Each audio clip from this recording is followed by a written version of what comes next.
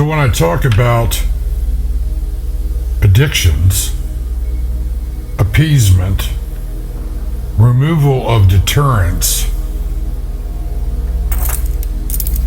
and I speak about it on a macro level, what do you think I'm talking about?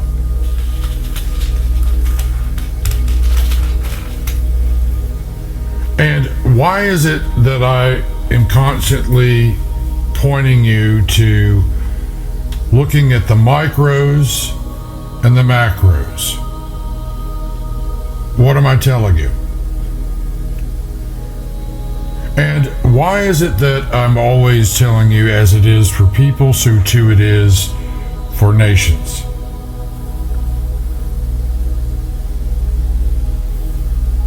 Well, there's a definitive reason in that. And as I've been talking about tonight and discussing over a period of months and years, is I'm trying to get you to view things in a way that helps you see the actual reality you live in and the interconnectedness of all the things that you're dealing with. And that it's not hyperbole when I tell you that nothing is hidden here. Everything is right in the open, right in front of you. And the reason why so many people have such a problem with that is because they don't want that to be the case. They cannot cognitively, psychologically,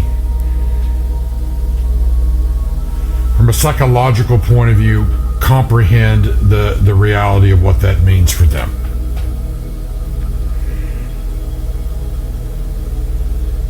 And because of that, what it does is it creates a contextual reality where they have chosen to ignore it and thereby are living quite literally a lie. Well, that's really tough for most people to want to even digest. No one wants to be told they're living a lie, even when they know they're living a lie. So when you think about that from the point of view of how's that play out, what does that look like? Not just in people, but in nation states. Well, it looks like the world you're living in. It looks like the world that you're not only living in, but it looks like the world that everybody is always saying, well, why are these things happening? Why is the world the way it is?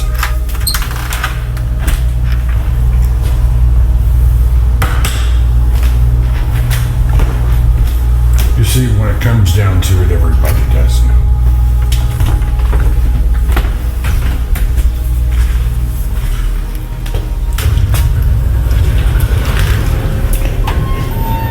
So if everybody knows, why is it that everybody's pretending that it's not the way that it actually is?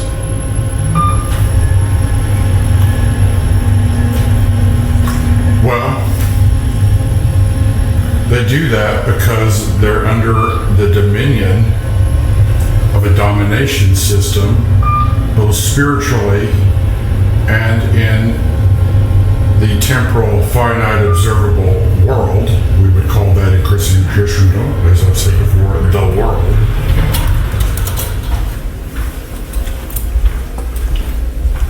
They're under a dominion of it, a darkness.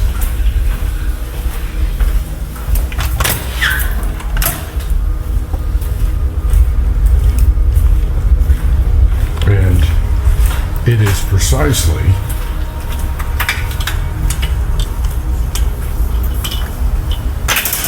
that system I've been writing about, exposing, and showing people why it is. And it's why I can tell you that this world has very little love of the truth, because it's been deceived and it chooses, with eyes wide open, to love darkness. If that were not the case, people that are showing how things are, showing the reality of the world as it is, would be amplified in all your systems. And influential people would be showing them to others, sharing content. Instead, they reflect things, they take things, they even say things, but when it comes down to it, they're only clothing themselves, they don't believe the things. Or they outright deny it, slander, try to silence, hide, keep from others.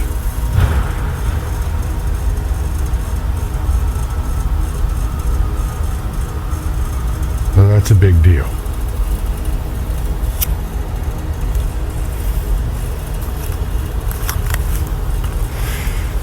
Because that means that not only are they choosing to live a lie and deny the truth, but in fact they're waging war against it. They're at what we would say in Christendom, they're in enmity towards God in the kingdom of heaven. And why are they that way? Because they love the world and the things in the world, meaning world system opposed to the kingdom of heaven, right? The darkness, more than they love truth.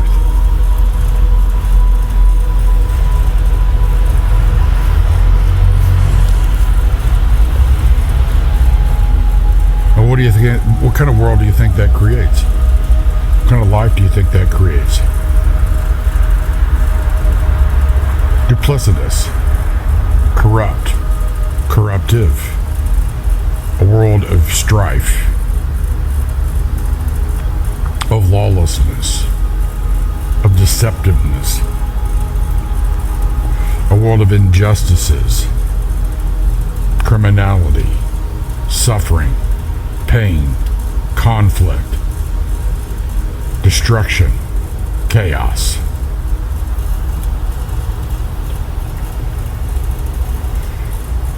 Yet everybody pretends like they don't know why that's the case.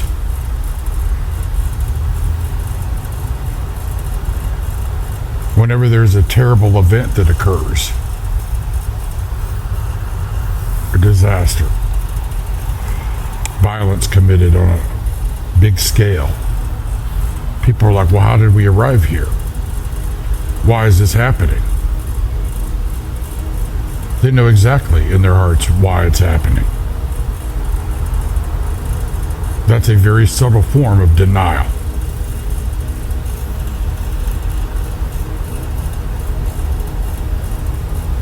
It's happening because this world loves lies and darkness more than the light of the truth. And for them to acknowledge what's actually happening in the world around them, honestly, they'd have to acknowledge what's happening in the world inside of them, which they're terrified of dealing with because it requires something of them. And what does it require? Honesty, truth, accountability, taking responsibility for one's choices, decisions, and actions.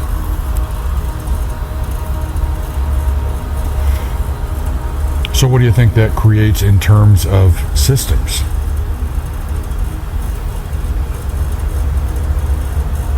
Institutions, organizations, government.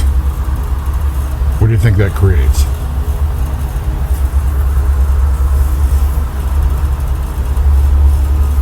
everything that you see and everything they deny.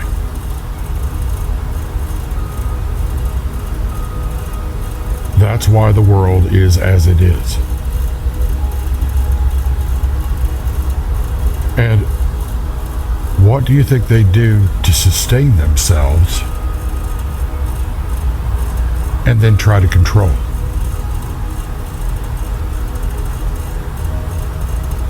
The people that aren't in a lie, that do care about what's true and are shining the light of truth. And what do you think the systems those people that are in darkness and are choosing a lie create?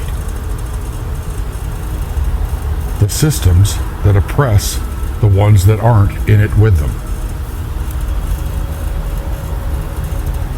And yet everybody wonders why the world's the way it is.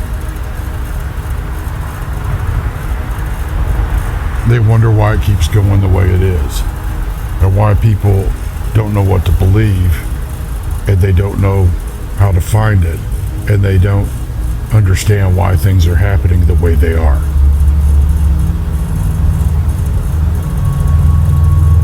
Really.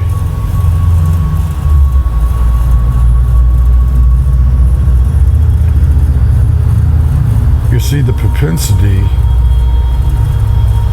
for people when they have been entrapped, ensnared, and made a slave to lies is duplicity. They say one thing and do another. They'll lie to your face about something that's plainly obvious right in front of them. And they'll choose a counterfeit every single time and then blame the real thing for what they're doing.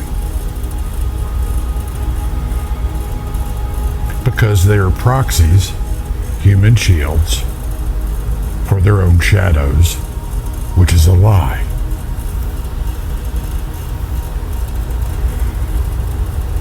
And you see that play out in everything, in every sphere of society, from politics and elections, to bureaucracy, to the private sector, to interpersonal relationships, within families, within communities, states, nations, and between nations.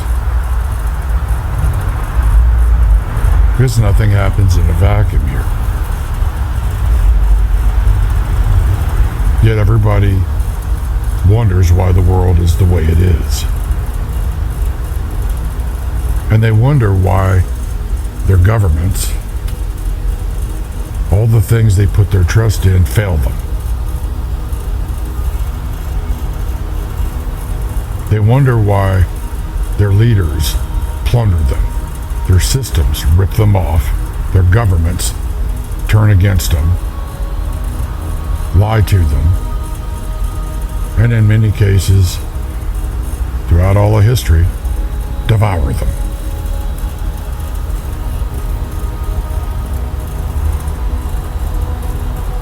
And quite simply, it's because they have chosen a lie.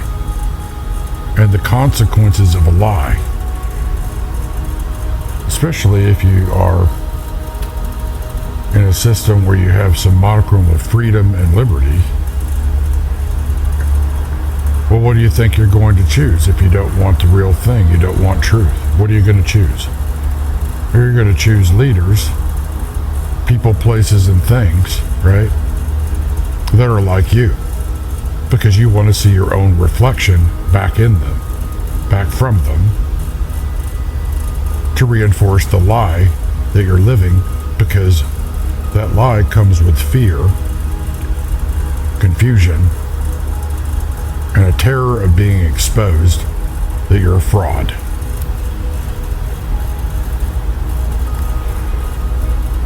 And that system is always telling you that you can't stand up to it. There'll be consequences. So it rules you with fear, confusion, and forced complicity and compliance, while it's devouring and destroying and plundering you.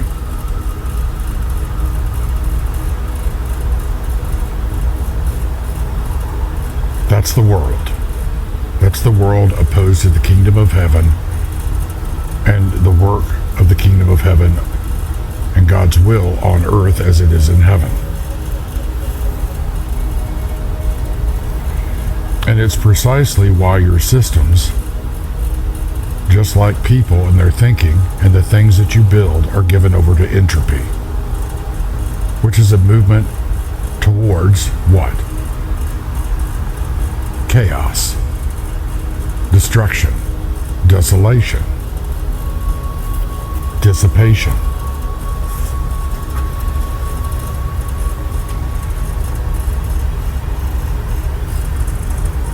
So you have people that are willing to give up true freedom, true liberty, their own rights, their own futures, because they've been made proxies for and slaves to a great lie.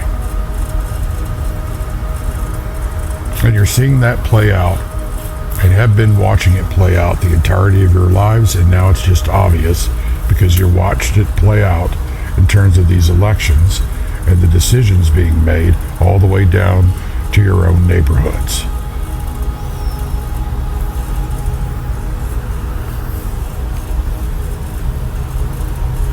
So you have elaborate systems to help you self-perpetuate the very deception and self-deceptions that your system fosters, your bureaucracy keeps entrenched,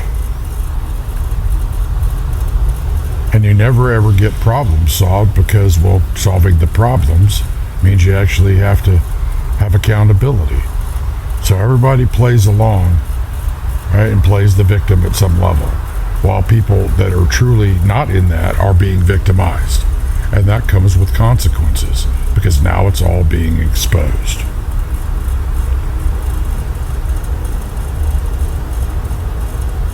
And it's being exposed at every level, in the micros and the macros, not only in this country, but all around the world.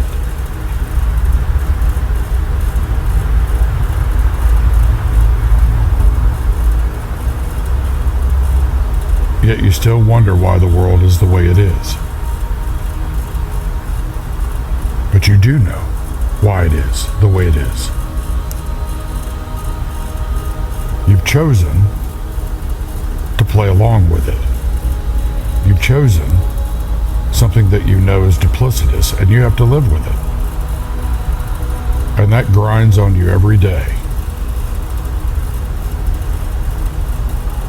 Why do you think so many people bury themselves in addictions?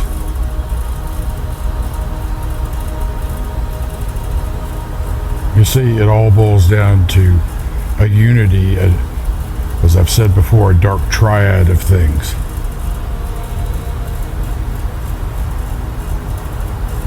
You see, we all need God's grace, but people in the world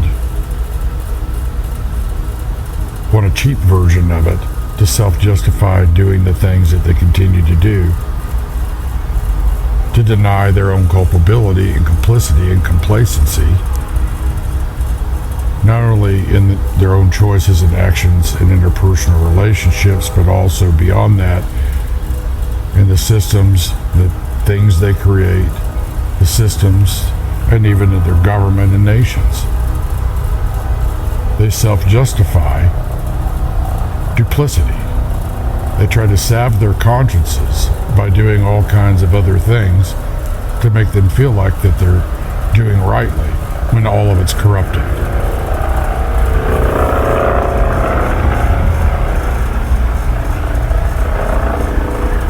And why is it corrupted? Because they're in the world and of the world, and they've made a bargain with the world, which demands of them duplicity, complicity, and complacency.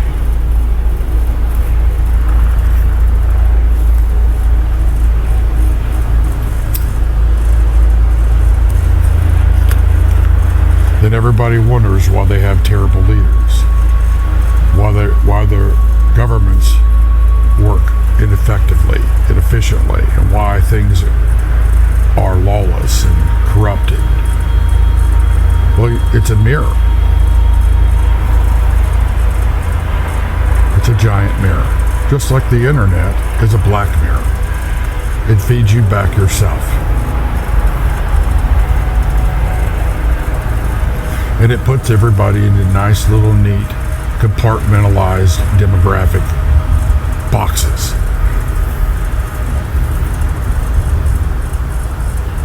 You don't get change in Washington because you use the same metrics no matter who's in office or who creates an administration, no matter how you wrap it up, whether religious, secular, ideological, left, right, conservative, liberal, leftist, right, you name it.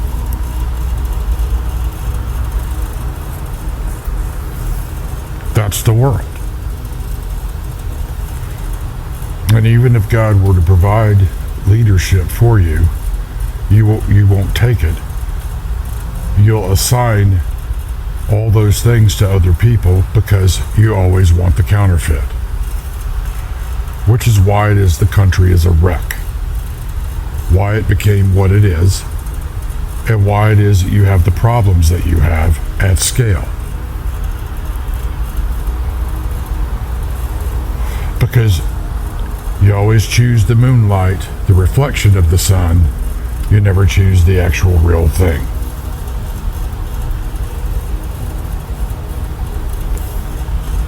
And then you self-justify it, playing the victim, while you continue to victimize yourself and others.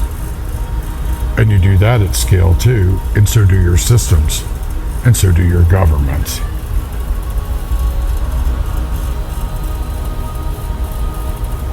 That's why your world is the way it is. And all of it is being exposed. And all of it is being exposed as an act of God's grace to show you why. So you can come out of it, and you have a clear choice between truth and lies, counterfeits and the real thing, the light of truth, or paying the consequences of remaining in the darkness. All things are being made known to everyone.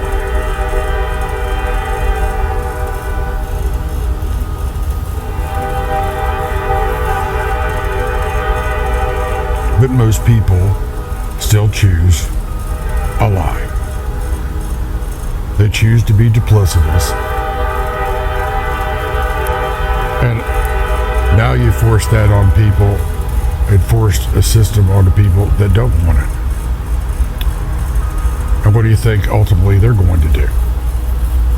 They're going to expose you for it. And they're going to expose everything in it. You know why I can tell you that? Because I've been doing it my whole life.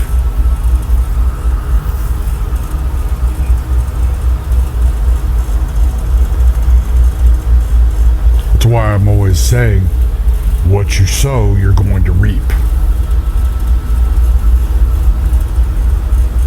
And what you reap is a whirlwind if you're sowing lies. And if you're actively fighting against truth and love and justice and mercy from humble and contrite hearts, you're actually fighting against something much bigger than what you think. You're actually fighting against the kingdom of heaven, and you're going to lose that battle every single time. And as it is for people, well, so too it is for nations.